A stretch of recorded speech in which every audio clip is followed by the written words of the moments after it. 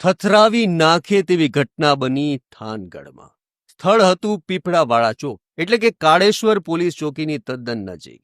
નવા પીઆઈ આવ્યા હતા, ટીબી હિરાણી સાહેબ અને ડીવાયએસપી સહિતનો પોલીસનો કાફલો આજે ટ્રાફિક ડ્રાઈવમાં હતો. એટલે કે ટ્રાફિકના જે પણ લોકો નિયમોનો ભંગ કરે છે તેમને સજા કરવાની, તેને દંડ ફટકારવાની આજે રીતસરની એક ઝુંબેશ હાથ ધરાઈ હતી. ને આ દરમિયાન એક બ્લેક ફિલ્મવાળી સ્વિફ્ટ કાર ત્યાંથી પસાર થાય છે. પોલીસ કર્મચારીઓ ઉચ્ચ અધિકારીઓના આદેશથી તુરંત એ કારને અટકાવે છે, પણ કાર ત્યાં નથી અટકતી. કાર થોડે દૂર જઈને અટકે છે.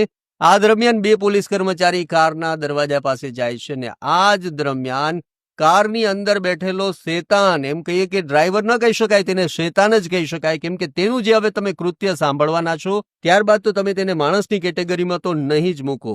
દરવાજાને ધક્કો આપી બંને પોલીસ કર્મચારીને આ કારનો ચાલક પછાડી દેશે અને ત્યારબાદ કારને ભગાવી જાય છે. હવે જે આ વિસ્તાર છે ત્યાં ખૂબ જ લોકોની ભીડ રહેતી હોય છે ને આ દરમિયાન કારનો ચાલક બેફામ બની જાય છે અને તેની વચ્ચે જે પણ લોકો આવે છે તેને કીડા મકોડાની જેમ કચડતો જાય છે.